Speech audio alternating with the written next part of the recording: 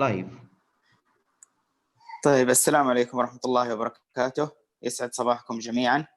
And welcome to the third and last presentation in the second module, Biostatistics. Today we have our guest speaker, Dr. Abdussalam. Dr. Abdussalam is a senior biostatistician at the Department of Epidemiology and Biostatistics at King Fahd Specialist Hospital in Dammam. We'll give the mic to Dr. Abdussalam to take over his presentation. Dr. Abdussalam. Thank you, Dr. Salim. I appreciate your kind introduction. I also like to thank you to organizing committee again for organizing this event and also give me the opportunity to present. And it's my honor to be here. So I think I'm gonna just start the topic today that I'm basically gonna present. As you see on the screen is sample size and the power calculation in the medical research. The first presentation that we did is about introduction to biostatistics and some different type of data. And I hope that will help a little bit here also, because when we calculate the sample size, it's also depend upon the different type of data. So, and whatever the type of data we cover, we gonna maybe see some of the example of sample size calculation based on that. So before I start, I say welcome to all of you again for this presentation. So the objective of my today presentation, there are a couple of them, but don't be scared. Is most of them like maybe one or two slides each.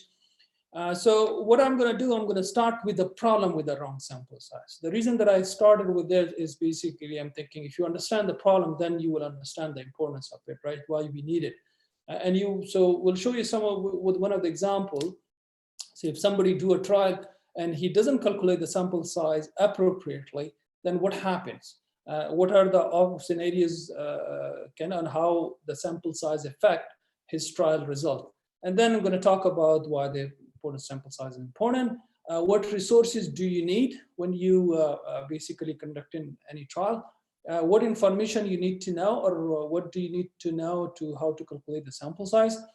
Another most important that I want you to be focused on this slide, what factor influence sample size? There are many factors that affect your sample size. Affect or influence means is it increase, decrease, all those things.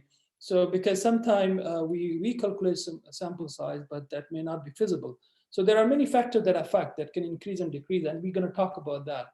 I'm also going to give you one example for different type of variable, how to calculate the sample size. And then I'm going to show you what I'm going to mention here, the factors with this example, that how that affect your sample sizes. So if you calculate a sample with one scenario, and then you change those parameters that affect on your sample size, it increase or decrease, and you will see that. And at the end, I wanted to share some of my experience with the statements that the people have put in the proposals or in the papers for the sample size. And so I'm going to share with you, and then you will see that is those are appropriate or not, and mostly are basically from the journals or reviewer from the IRB or scientific review committee don't accept those, and there is a reason behind that. So we're going to chat about that, those practical. So okay, so let's I didn't put the slide of the disclosure, but I have no potential or conflict of interest with this presentation. So I'm going to start with my first objective, which is problem with the wrong sample size. So what is a problem with the wrong sample size? So if first everybody knows, like if you don't calculate the sample size, your study may be underpowered, not allowing you to make conclusion. Underpowered means you don't have a 80% or 90% power to make a conclusion. So if your power is less, then you cannot make a conclusion. That's what one of the reason is. Other reason is like, and why it is underpowered? Because your sample size may be lower, that's why. So when your sample size is lower than what is required, it will be underpowered. And if it is more than what is required, then what you're doing is you're wasting time. You're wasting money because the sample size was larger than it was needed. And the other thing is when the sample size like not appropriate, and you run the project, you run the analysis, and you found out the result is not significant. Now, if the result is not significant, what you can blame? You can blame the treatment is no effect, like there is no difference between the group, or there was no treatment effect, or you can say, or maybe the sample size was small to deduct that difference. So those are the two. So what you need to do is you can take care of this by calculate the sample size. So then you will only have one thing to blame. Either there is a treatment effect or not effect. So that is one thing, is that's why the reason that we want to calculate the sample size. So we remove this factor. And then if we're not significant, then we say, yes, there is no treatment effect. But if there is a difference, then we will say it. And we will not worry about the sample size, and we will have enough power to say that, okay, there is a difference or there is no difference. Now let's take a scenario. This is one of the examples that I wanted to mention, so you can really get an idea that how the sample size affect on your study conclusion. So this is someone investigator, EBC, who have developed a new drug which was effective in reducing pain. The drug new is clinically better in terms of efficacy and safety as compared to test drug. Hence, the drug newly truly deserve to reach the market so that the patient suffering from pain can be at ease, okay? So what he need to do before reaching the market, he need to run a trial. So what he did, Dr. EBC decided to conduct a clinical trial in order to get approval for a new drug, which was effective in reducing the pain from the regulator. How will the sample size affect Dr. ABC trial on a patient suffering from pain? So when he's starting a trial, so we will show you that how the sample size affect his conclusion. So there are, the three scenarios, right? One, he calculate the right choose the right sample size, then you are good to go.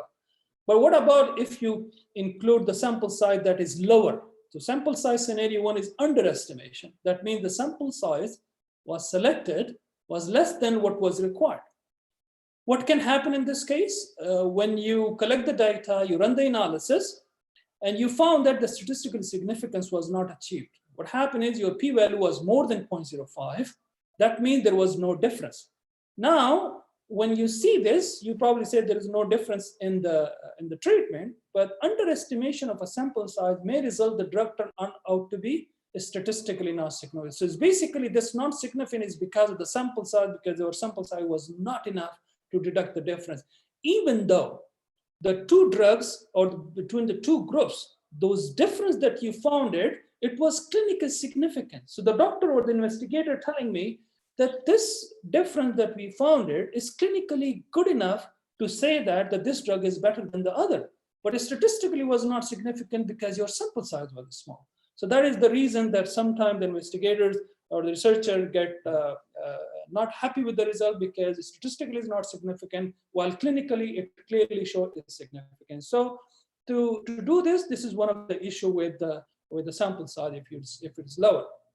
Okay. Some people think second is you probably include many people than what you require. So sample size, our estimation. Sample size selected was much more than what was required. Now, when you run the analysis, a strong statistically significance was achieved. Its p-value is equal to 0.0001. By looking this, everybody get really happy with it. And I don't blame them because I know highly significant means there is a highly likelihood that there is a difference, and it's very small error there of chance that this result will be not true. But there's a good thing, but there's a bad thing. The bad thing is what? That's the above p-value indicate that the smaller sample size was needed. One is indicate that because your objective was to prove that there is a difference between the group or the treatment is better, right? So the Dr. ABC wants to prove that the new drug is basically better. He could prove that for even a small sample size. He doesn't need to include that many, which he did. And the other issue, it raised the ethical issue.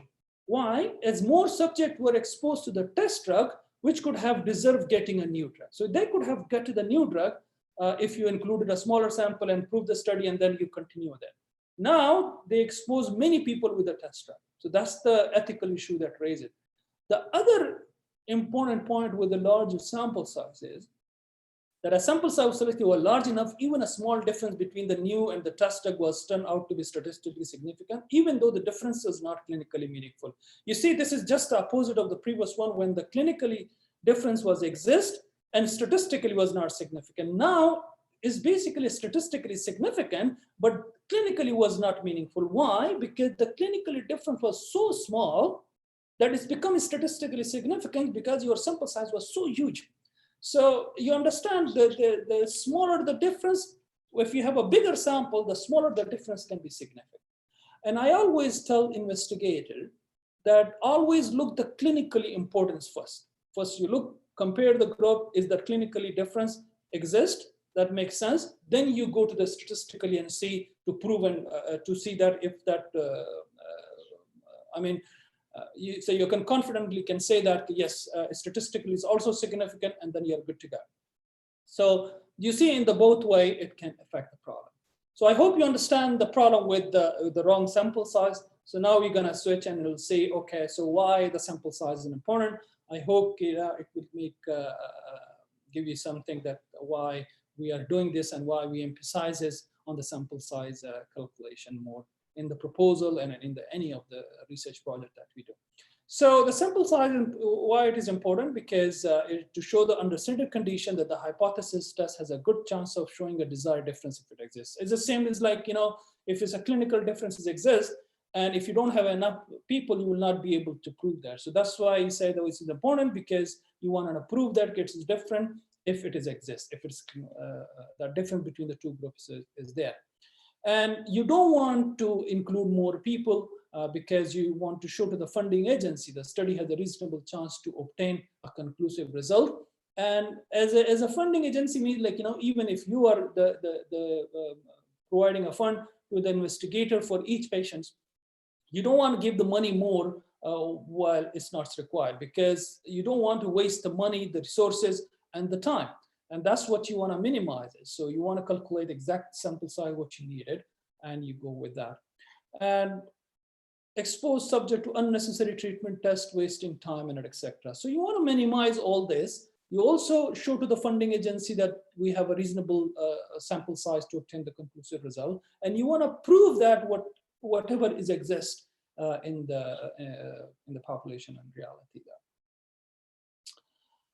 This is also very important when you conducting a trial. What resources do I need to know? One, the first thing is how long. Like, how long means like how long it will take to conduct the study. Because whenever the study you start, you always think how long it will take me to finish it. If you can, you shouldn't do it. So let's suppose if I tell you, or any biostatistician, or you calculate the sample size by yourself, that you need a 50 patient in your study, and you kind of observe that, or know that from your clinical experience, that you will be able to only include 5 individuals per year will be enrolled, then it will take 10 years. So you have to ask the question from yourself that, can I spend 10 years on this study? Should I do that or not? So that's the question for the investigator. And if you cannot do by one, then there is an option there. It's not that there is no options. You can think about the multi-center and stuff, but that's what you have to ask, like how long it takes. And then again, the question about the money also. If you need to include 500 patients in your study, and one patient costs you $100, then it means you need a $50,000 for your lab test for your patient. So you have to ask, do you have this money? If you don't, then there's no point of starting the study and you have to stop it in the middle. So one is the how long and how much. Those are the questions you need to ask yourself, that you have those enough resources or not to go for it. Okay, when and how? When we should do the sample size calculation. So of course, I hope you guys already understood it, that it should be done at the design stage, at the beginning, when you're designing, when you're writing a proposal, submitting to the IRB. And that's why they put in the this proposal, one of the section is for methodology, where you talked about the sample size and the statistical analysis plan. So where you put those things there, basically in design stage. And how you do it, biostatistician also can help you. You can do it by yourself, but what you need to come up with, you have to define your research question very well. You have to be very specific, because I've noticed, like, in most of the proposals, the questions are really vague. They're not very specific. So like I can give an example. Like so, okay, I'm looking for the risk factor for the stroke. Now, there are many risk factors. So we cannot calculate sample size for general. So you have to be specific what exposure you're looking at. That's what I'm talking here. You have to define your exposure and the outcome. So whatever is your outcome, dependent variable is, whatever is your exposure, then dependent variable is that you want to see the association with. Then you decide the type of difference or change you want to deduct. So for example, if I'm doing the drug trial, then you want to deduct the difference of what? So for example, looking at the hemoglobin level between diabetic and non-diabetic. So those two groups are clearly defined, and I want to deduct the difference of hemoglobin and the difference, how much difference you want to deduct. So it have to be specific, and we'll do the example, and then you will see it. The statistical test, you can decide it how you want to go, because when we compare the mean between the group, there is a different test. When we compare the proportion between the group, there's a different test, and that's how the sample size calculation came from there. And we also decide the level of alpha and beta. These are the type 1 and the type 2 error, because nobody can do the 100% accurate trial, so they have to keep an error. And I'm going to give you a little detail about this alpha and beta now. The other thing is, like, what do I need to know to calculate the sample size? I'm basically made a slide to mention that, like, you need to understand this, that the sample size calculation is an educated guess. Why? Because it includes some statistical and mathematical logic and algebra, okay? And based on that, we plug those information that we get it from you, and we calculate it. So it is better than the guess for sure, and it's an educated guess. When the sample size calculation, we do it when you want to do some estimation and hypothesis testing. So they use for this one. What is the estimation means is, you probably maybe see a full lecture about it next week. But this, I'm going to just quickly give you one thing. So for example, if you want to estimate the prevalence of diabetes, for example, and it has not been estimated before, assume that. I know it's been estimated a lot. But if it's something that you are measuring in and it's not been published or estimated before, so the first time you do it is called the estimation, because you estimate it. And to estimate something, how many people you needed, that's what the sample size will do. Hypothesis testing is basically prove or disprove someone's statement. So if somebody already made the estimation of a prevalence of diabetes or hypertension or anything, or hemoglobin level, now you want to prove that this, whatever the amount that he measured, or 20% is diabetic, for example, in the mom.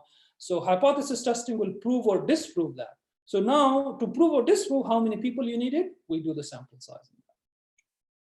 To calculate the sample size, what the researcher need to know, they need to know something about what they are measuring first, like they are measuring the average of something, or they are measuring the proportion of something, and how that variable. So for example, if you're talking about the hemoglobin level, then you want to know how the hemoglobin level varies in the population. Like what is the standard deviation or the variation that we talked in the first presentation. So you need to know that.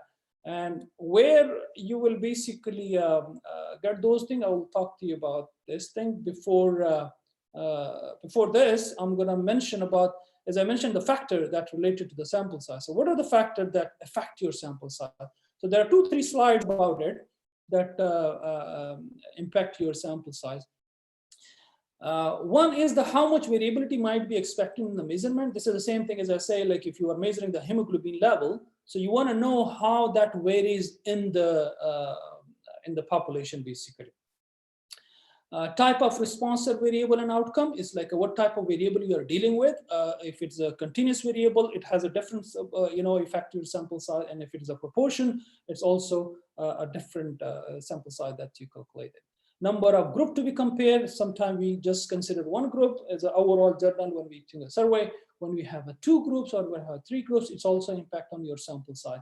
The study design. You're probably going to study next week in more detail, but in every study design, also play a role in a sample size, basically. Type of statistical analysis also, because there are different type of variables, as we discussed in the first presentation. If you have a qualitative variable, if you have a quantitative variable, and then they have some measurement. So, and each test is different on a different type of variable. So that's why these all play a roles in the sample size.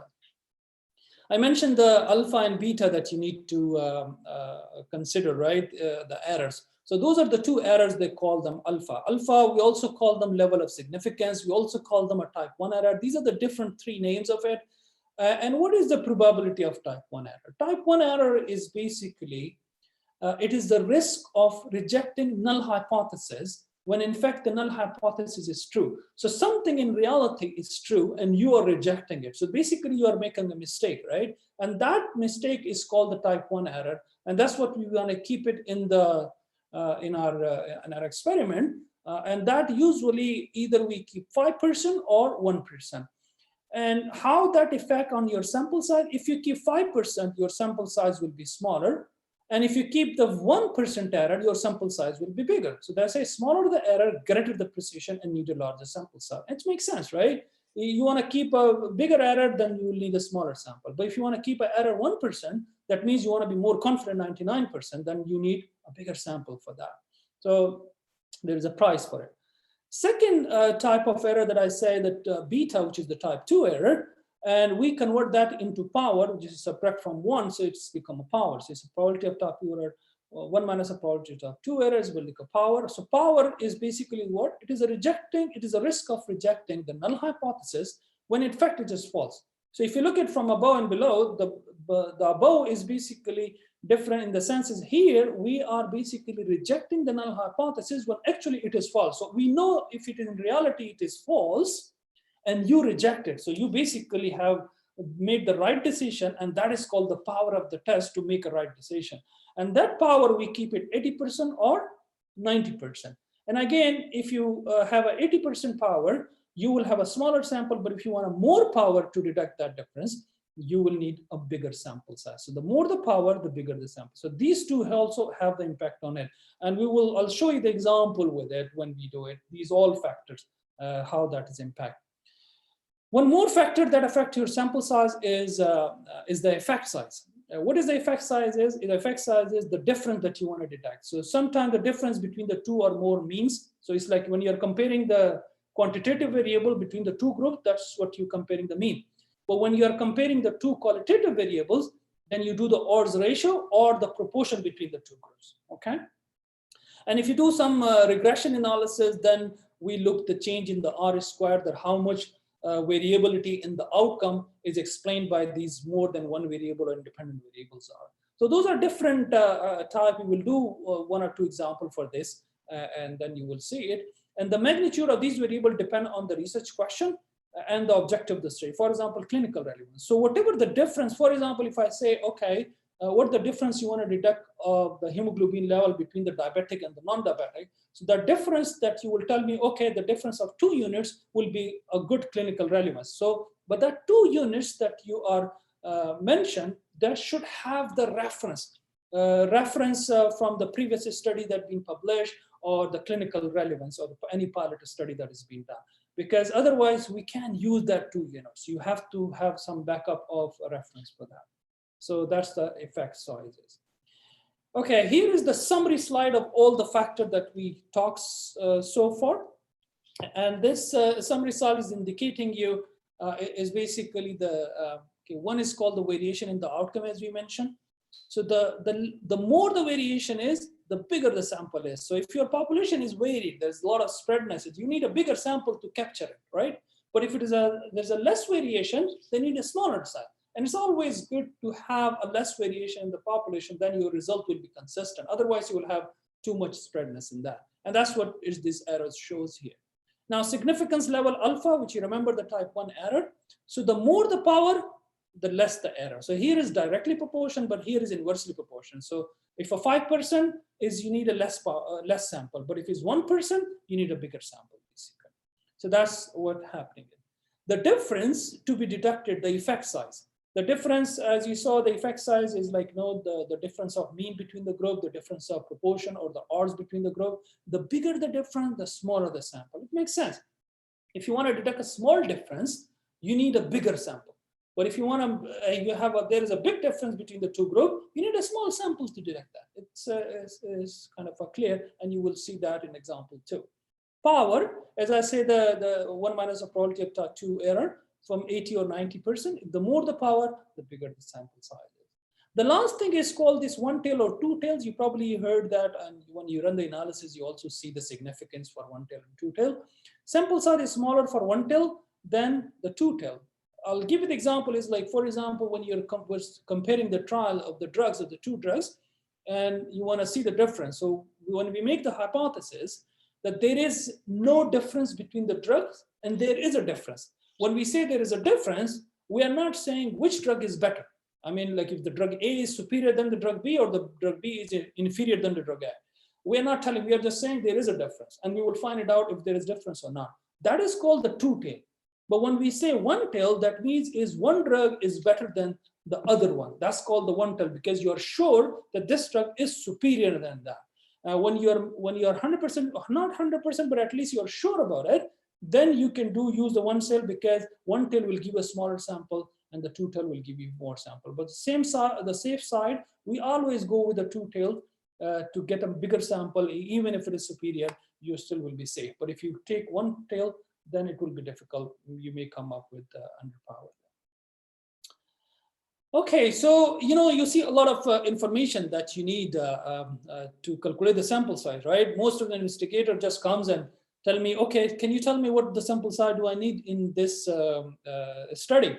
And I believe it looks like they expect me to just give this magic number throughout of my mouth, but that doesn't how it works. It's need a lot of calculation there. Of course, these days there are a lot of softwares available that you plug in the information, you get it, but you need to know what you are entering it and why are you entering those things. So the question is, where do you get all these information from or knowledge?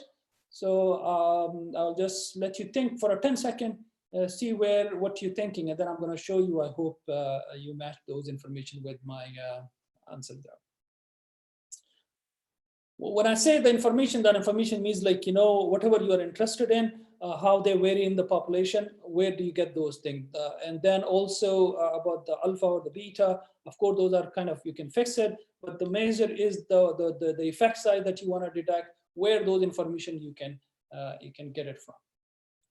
So I hope you already know. Of course, as I mentioned, it is basically from the previous published studies, right?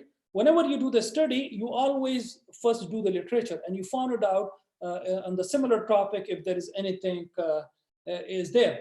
And you look those previous studies and you back up with that. And based on those previous studies, you calculate the sample size. But let's suppose if there is no previous study, somebody come up with a very naive and new idea, nothing has been done, and how he will calculate the sample size.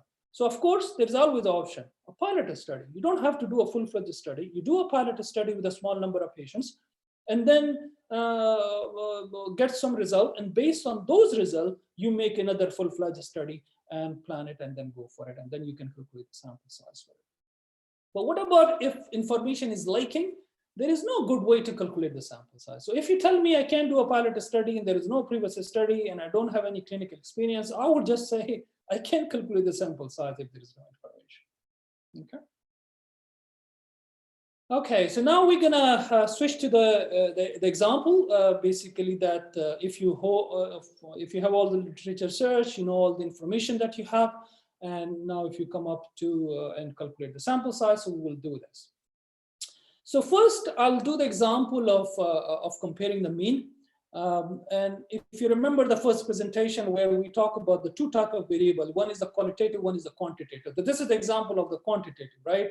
When you have the quantitative variable, we have like an age or those lab variable like a weight, height, and hemoglobin levels and all those things. And those are quantitative that you measure it. So you calculate the means of it.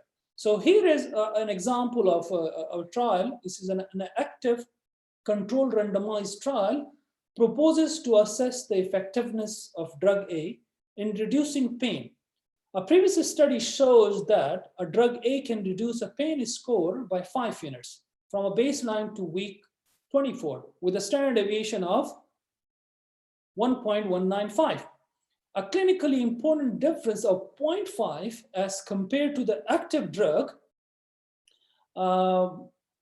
is considered to be acceptable. Consider a dropout rate of 10%. So you see pretty much the informations are there. if by looking this, what I'm doing is I'm looking what is my outcome is, what I'm interested to know. So he basically interested to know what the change in a pain score. So he wanted to see the effect of this drug by reducing the pain, and want to deduct what? This is a 0.5, a change of at least 0.5 points in a pain score between the two drugs. And what he knows from the past study, that's what the statement is here.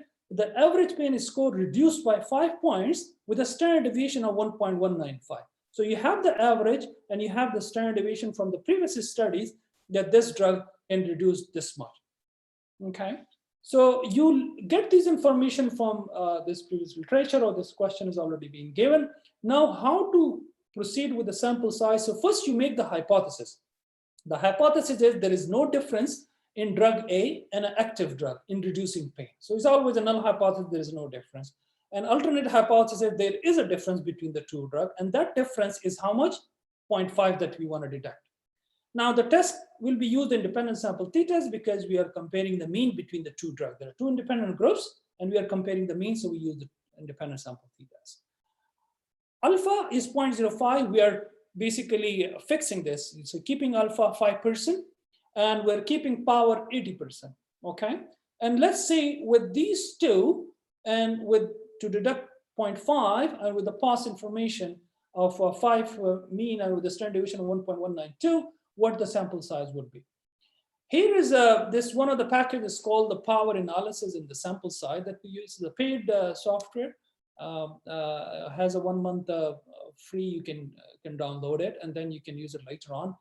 There are some website also that you can use it, but anyway. So here is this package which has many options, and then we click on the mean if you see it, and then we have a two means, so we click on the two means, and the means are independent, so we click on the independent, and then we go with the data that is normally distributed. We assume that. So when we click that, he give me this windows, and this window is kind of a little bit, I hope this is clear, but anyway, I'll explain it that here. So he says solve for what? So solve for n, because we want to calculate the sample size. So we put, you can just click on the down, this arrow, and then you found it out. You can calculate the power, or you can calculate the sample. So I click the n1 because I want to calculate the sample size. Now the power, if you see it here, 0.8. So because our power is 0.8, so we put 0.8 because it was 80% power. Alpha, which is the level of significance, which is type 1 error, we have 5%, so we put 0.05. Now here, if you look at it, N2, you see this is N1 and N2. N1 means, or N2 means, it's like basically a sample size for the drug A and sample size for the test drug, okay? So the both group. We say use R and R is equal to 1. What does that mean is, you want equal number of people in both group. Sometimes people in a different study design, especially in the case control, or in a different drug also, like, sometimes people make the double the patient in the active drug versus the test drug or something. So you could do this by putting 1 or 2. Well, when you say 1, that means equal number. When we say 2, then one group will be twice than the other one. Here, if you look at the mean one is the one which you remember from the past study, they say they reduced the pain by 5 units, which is here. Now the mean 2, we put it 4.5. Why? Because we want to deduct a difference of 0.5. So I put 4.5 here.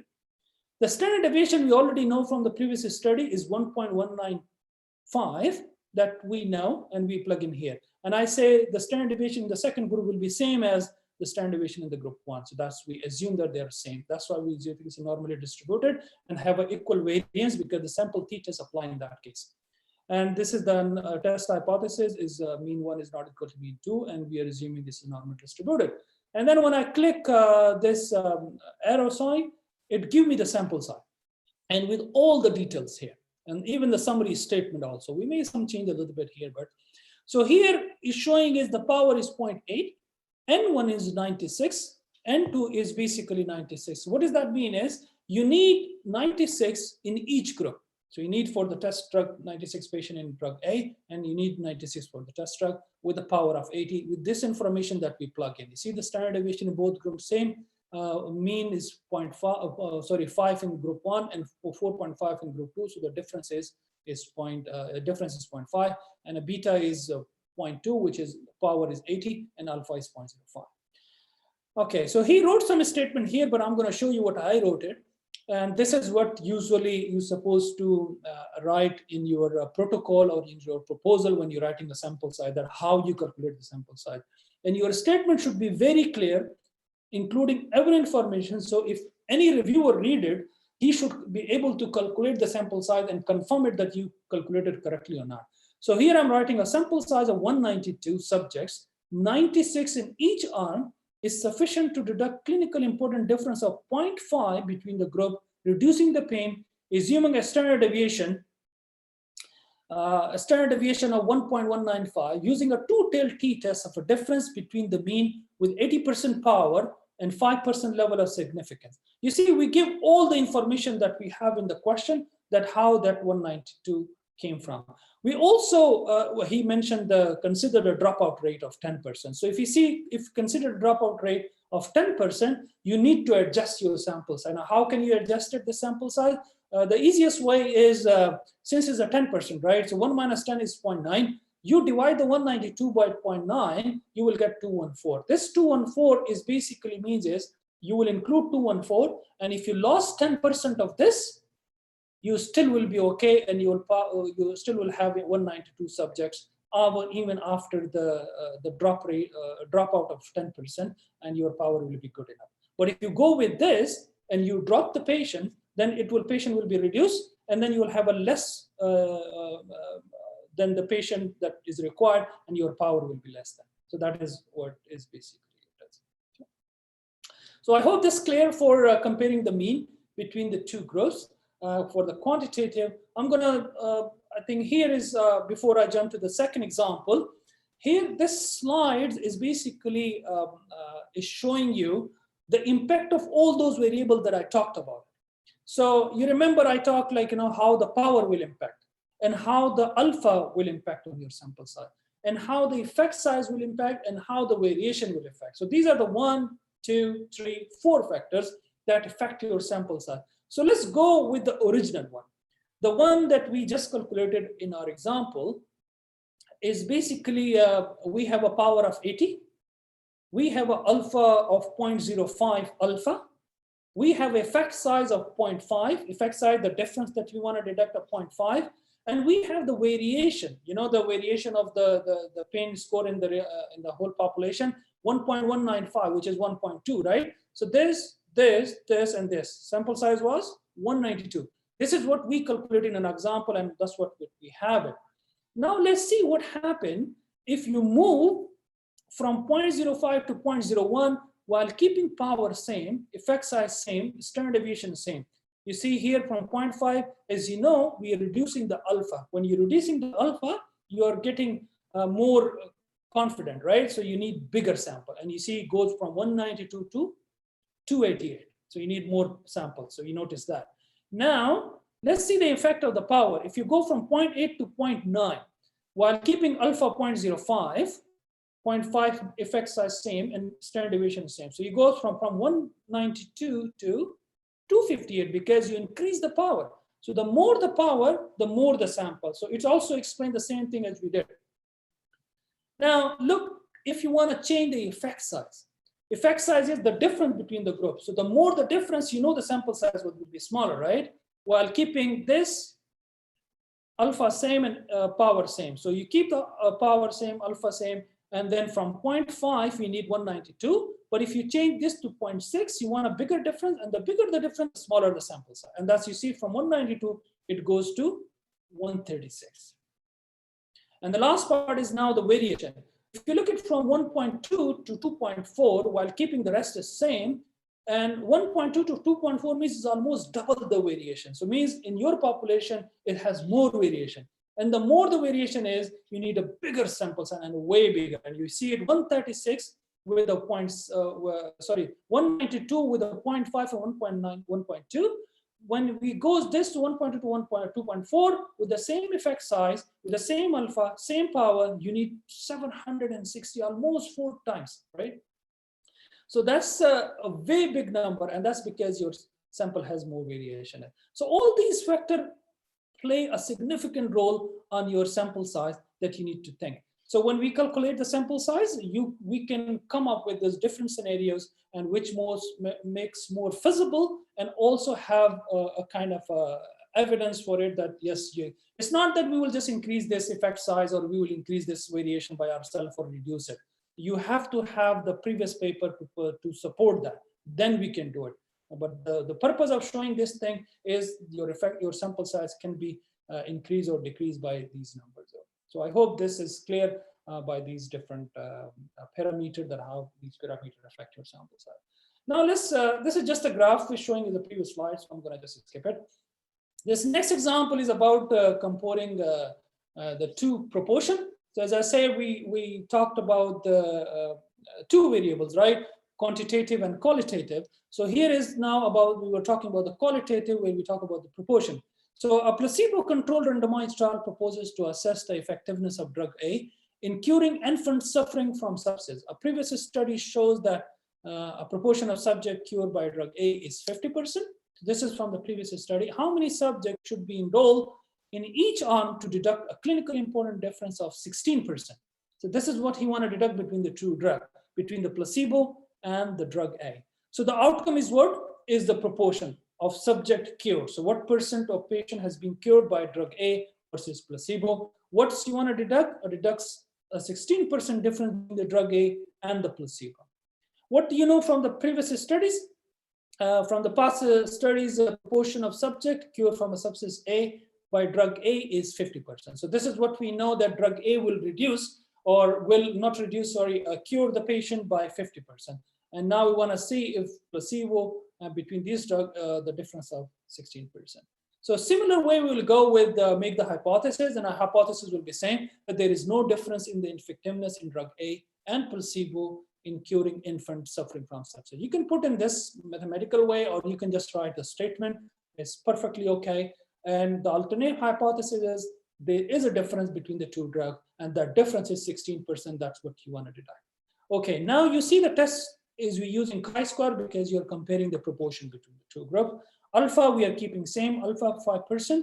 Power, we are keeping 80%. And then we will see the sample size for these numbers. And then later on, we're going to see the impact of the other parameter on this. So again, same basically package pass, power analysis for sample size. But now, instead of clicking a mean, I'm clicking a proportion. And then I have two independent proportion because I have a two independent groups, two treatments. And then I'm using the inequality test and using the differences. So when I click that, it gives me say, okay, it's the same thing as like what you want to calculate. I want to calculate the sample size. I want to keep the power 80%, so I plug in 0.8. I keep the alpha 0.05 because it's a 5%. We use R, which is the N2, and we keep it 1 because we want equal number of sample size in both groups. Now here the difference. So the difference between the two proportion was what? 16%, so we say 0.16, okay? And the control group is basically a placebo, right? So the placebo, we put it 0.34. Where this thing 0.34 came from? Because we know the drug A will cure the patient by 50%. So the placebo is basically lower than that, right? And the difference is 16, so it will be 34%. So 34 plus 16 will be 50%. And that's how we got those numbers from those questions. Now again, we click two-sided test, and we see pool test or a chi-square test. Okay. So we plug this information. When we click it, we get this number similar way as we did before. And here we have a power of, again, 80%, and a sample size of 149 in group 1 and 149 for a placebo with this 50% on the treatment 1, and the treatment 2, which is the placebo, is 34%, and the difference between 16. Alpha is equal to 0.05, and then beta is 0.2, which is power is 80%. So you need basically 149. So the way we write this thing, this is how I wrote it, and I would suggest pretty much the same, but or wording. Sample size of 298, 149 in each arm is sufficient to deduct a clinically important difference of 16% between the group in curing sepsis, using a two-sided z-test for proportion or a chi-square test between the two groups with the 80% power and a 5% level of significance. This 16% difference response represent a 50% cure rate using a drug A and 34% cure rate using a placebo. So you're basically clearly giving every information there in a statement that how you came up with the 292. Okay, so this was the example for the proportion. And now I'm going to do the similar way as we did with the previous example, that how those parameters that affect the sample size, and we'll see how it happened here too. So you see how a power 80 and 90%, we have alpha 0.5% and 1%, and then we have clinically important difference of 16%, 20%, 25, and 30%. So in our example, it was a 16% effect size difference. We have alpha 0.05, we have a power 0.8, and you see the sample size was 298. Now, if I go from 5% to 1%, definitely your sample size will increase because you're reducing the error. So it goes from 298 to 448. What about if you keep alpha same, but if you increase the power? When you increase the power from 0.8 to 0.9, again, your sample size will increase from 298 to 396. That makes sense. Now, if you go from 16 to 20%, what happened while you're keeping alpha same, power same? So 0.8, 0.05, 298 with the 16%. What about if you do the 20%? Then you need 192. Why? You see the difference is now increasing. Your sample size will decrease because the bigger the difference, the smaller the sample size. And if you go further, 25, you need 120. If you go even more further, 30%, you need 82. But to include this patient, you need to have a reference in the previous literature, but there was a 30% has been deducted. Because if you do this, and in reality, it was 20%, then your study will be underpowered. So that's the bottom line message. So we always go with the smaller difference to include many people. Even if it is a bigger difference there, you should be okay, right? You will have a more power than basically, rather than 80, you will have maybe 90 or 95% power. So that's all is basically with the way we go with it. So anyway, this is just a slide for showing is the graph where, like, you know, if you look at the alpha 0.05 and 0.01, and you're looking at the difference of 16%, and then looking at 30%, you need a smaller sample with the 30. So it's just a representation of the previous slide, so I'm going to skip that. Okay, so we're almost done. We just only few 2-3 slides maybe to share some of my experience with you about the statement that I mentioned to you at last. This one slide before that is important to remember. The sample size calculation is usually based on the primary endpoint, but do not ignore the secondary point. What does that mean is, like, you know, sometimes people have like more than one objective, and they just only calculate basically the sample size for one of them.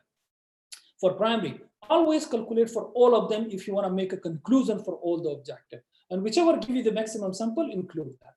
Always use a different scenario. As I mentioned, there are a lot of parameters that affect your sample size, and see if it's basically check your feasibility that you can include it. So if I tell you include 500 patients and you cannot include it because of the feasibility of the time or the resources, whatever, then you can play with it and see what the best option that you can come up. Be careful with the last to follow up. Don't you know, ignore this, because it can reduce your power, as I said, if you lost too many patients, and then your study will be underpowered because your sample was not enough. This is some situation I come encounter. What happened is, the question being asked by the investigator, that how many more people do I need to enroll in the study already in progress to show the statistical significance? So anyway, I'm showing these things, so maybe it will save many people that have questions also.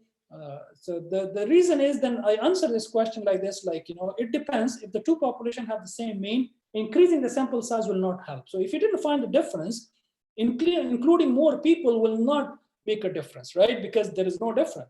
And the question is, since when is the objective of the study is to find a statistical significant result?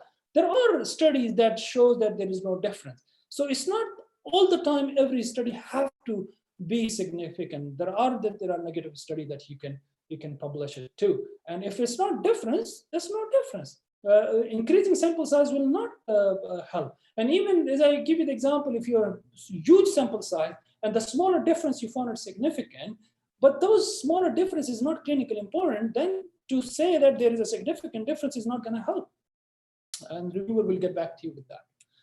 Okay, these are some of the statements that basically people mentioned, and I wanted to share this with you, like the similar sample size. What the people do in their proposal is, the previous study is basically in the area recruited 150 subjects and found highly significant result with a p.014.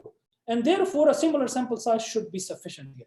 So what he's trying to do is he's saying, like, he did a similar study and he included 150 patients and he found significant. So I'm going to do the same 150 subjects and hopefully I will find significant also.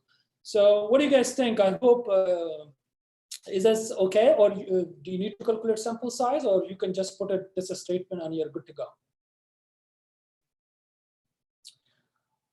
So I hope by going through with all this presentation, you would definitely say no. But if not, the question is, then the explanation is, previous study maybe have been lucky to find a significant result due to random sampling or variation.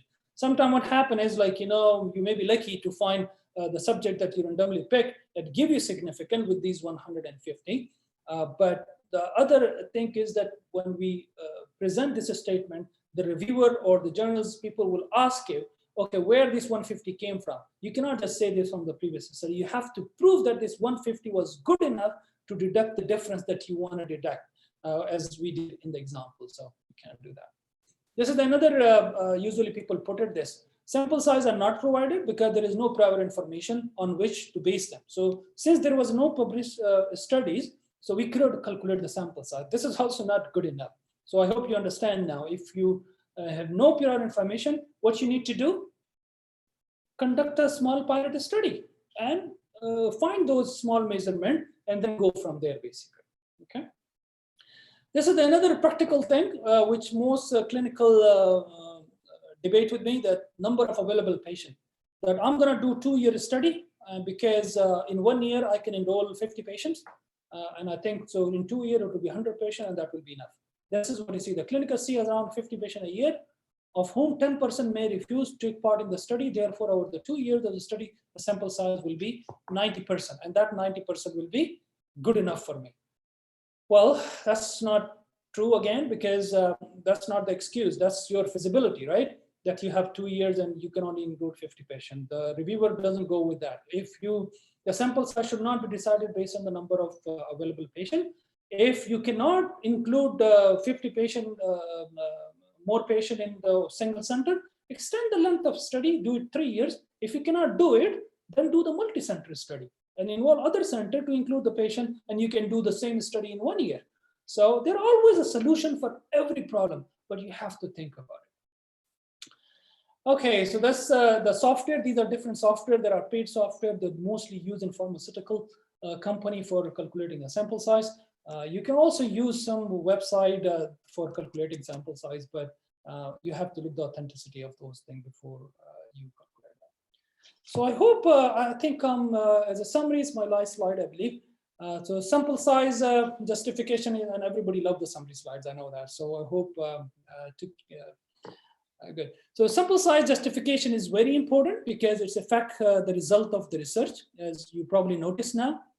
Changing this type 1 error, type 2 error, the variation, the power, the effect size, and it is one-sided or two-sided, can all have a large impact on your sample size calculation. Incorrect sample size and analysis will lead you to a wrong conclusion and loss of money, delay of completion of project. So those are the points that you already, I hope, understood, and it's affect your sample size. These are some of the references that I put in, and I would just conclude with this. Thank you very much for your attention. And if you have any comments or question, I believe we have a few minutes. Thank you very much. Dr. Abdul Salam, thank you so much for this informative and clear and nice presentation. Very well done. I really enjoyed it. Much. Yes. Let's go through the questions and see from the audience. We have, okay, I see few requests from the audience. They want to have access to your presentation or the slides. So I will leave this up to you if you want to share your email address, and then they can contact you and request the slides from you if that's what you want. Okay. we have a please, is this apply to controlled trial and retrospective studies? Simple stuff, basically, you know, yeah, I'll give that. I'm looking this now, no worries. Okay, it is gone. Do you see that question? Okay, anyway, I'll just answer that. Sample size calculation. Yeah, go to answered live. Huh? In the QA, it says open and answered beside it. Just go to answered. Oh, okay, I see. So Yeah. basically, sample size calculation apply in every type of study. It is a descriptive or retrospective or cohort or a randomized control trial. Because in every study, you make a conclusion. So you need to have calculate the sample size for each, because you make the objective for each study. And then based on that objective, we look some previous study that has been published. Based on those numbers, we calculate the sample size. So yes, it applies on retrospective studies, applies on control trials, it applies on the prospective studies too. Thank you so much, Dr. Abdul Salam. I don't see any other questions. Any other questions from the audience? Dr. Abdul Salam, if you want to share your presentation, your slide, the first slide, so they can see your email address and then they can contact you. Okay, just give me 1 second. I'm just looking this chat. Let me see. Hello, Dr. Abdul Salam. Yes, just give me 1 second, Salim. Yes.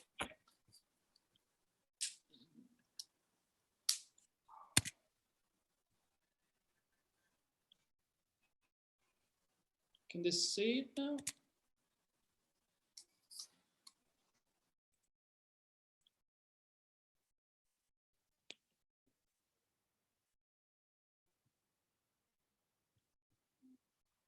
So that's the, I think the, sorry, there, okay.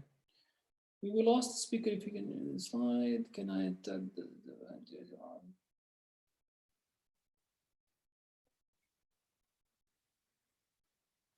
okay, good.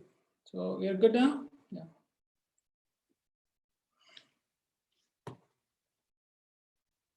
I don't see the slide. Did you put it? Yes, you can see it? No.